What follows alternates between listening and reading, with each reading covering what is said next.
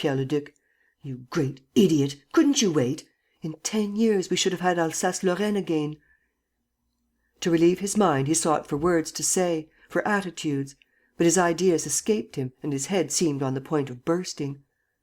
"Oh, no, no," he cried. "None of that, thank you. Lupin mad too? No, old chap. Put a bullet through your head, if you like. And, when all is said, I don't see any other way out. But Lupin drivelling? Wheeled about in a bath chair? No! Style, old fellow, finish in style."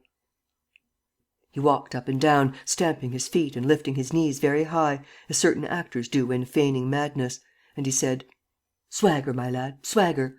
The eyes of the gods are upon you. Lift up your head. Pull in your stomach, hang it. Throw out your chest. Everything is breaking up around you. What do you care? It's the final disaster. I've played my last card, a kingdom in the gutter. I've lost Europe. The whole world ends in smoke. Well, and what of it? Laugh, laugh. Be Lupin, or you're in the soup. Come, laugh. Louder than that. Louder, louder. That's right. Lord, how funny it all is! Dolores, old girl, a cigarette." He bent down with a grin, touched the dead woman's face, tottered for a second and fell to the ground unconscious. After lying for an hour, he came to himself and stood up.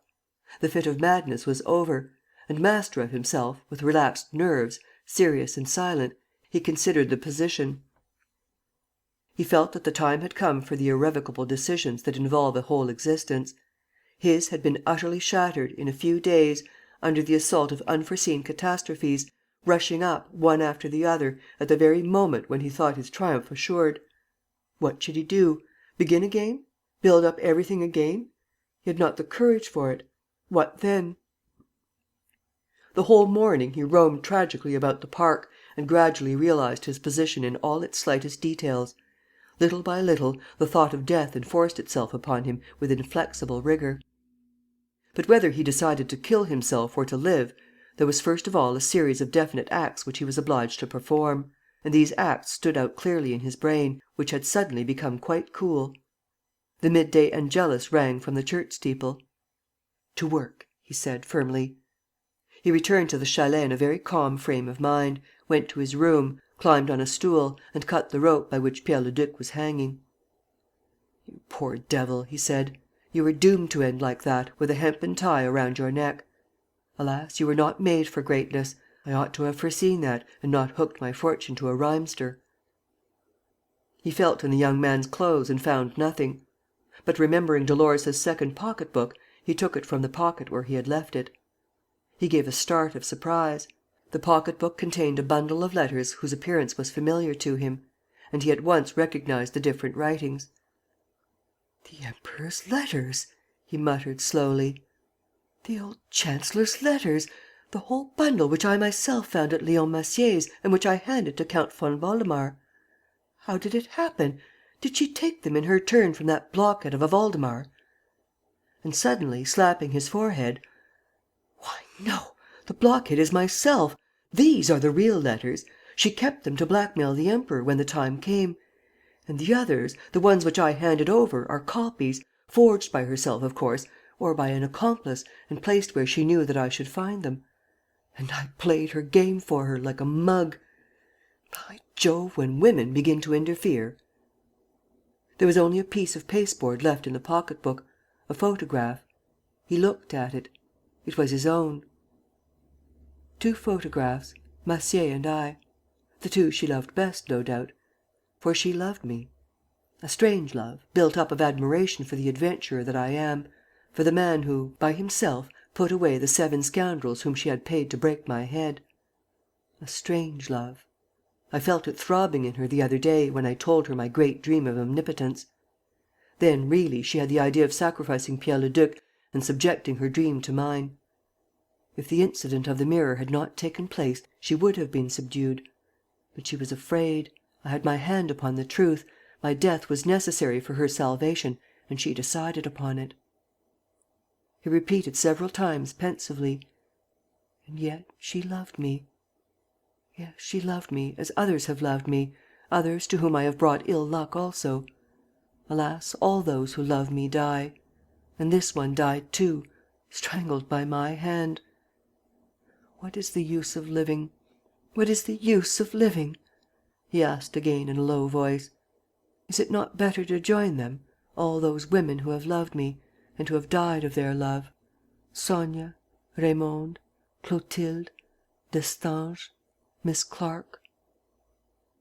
He laid the two corpses beside each other, covered them with the same sheet, sat down at a table and wrote: "I have triumphed over everything and I am beaten. I have reached the goal and I have fallen. Fate is too strong for me. And she whom I loved is no more. I shall die also." And he signed his name Arsène Lupin. He sealed the letter and slipped it into a bottle which he flung through the window, on the soft ground of a flower border. Next, he made a great pile on the floor with old newspapers, straw and shavings, which he went to fetch in the kitchen. On the top of it he emptied a gallon of petrol.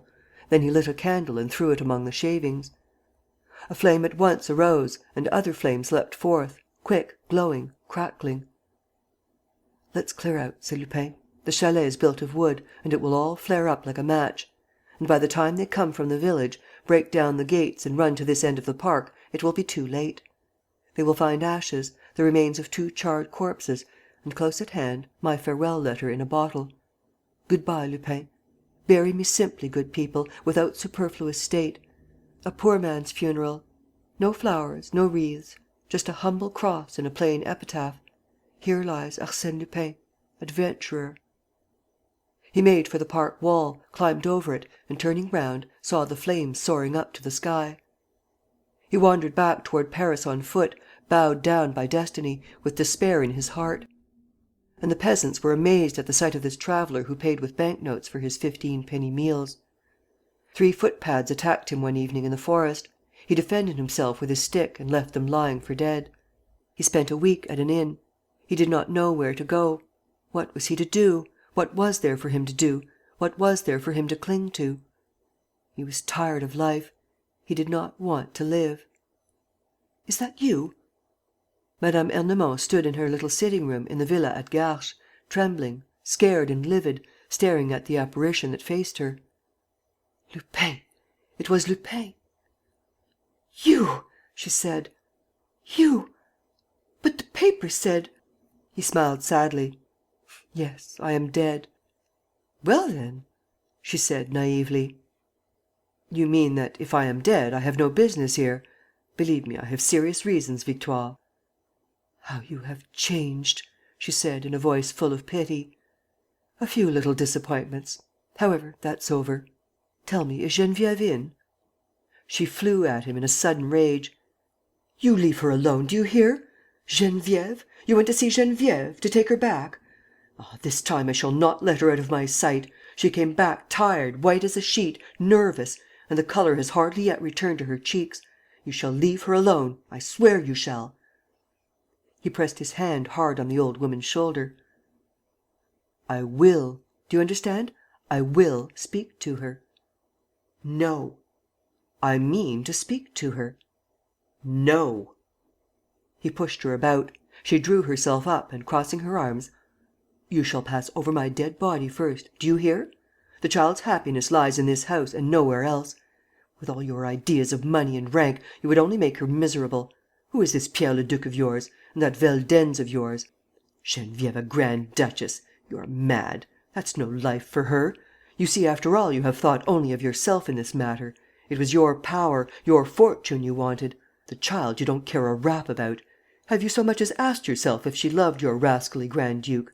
Have you asked yourself if she loved anybody? No, you just pursued your object, that is all, at the risk of hurting Geneviève and making her unhappy for the rest of her life. Well, I won't have it. What she wants is a simple, honest existence, led in the broad light of day, and that is what you can't give her. Then what are you here for?" He seemed to waver, but, nevertheless, he murmured in a low voice and very sadly: "It is impossible that I should never see her again. It is impossible that I should not speak to her." "She believes you dead." "That is exactly what I do not want. I want her to know the truth. It is a torture to me to think that she looks upon me as one who is no more. Bring her to me, Victoire." He spoke in a voice so gentle and so distressed that she was utterly moved, and said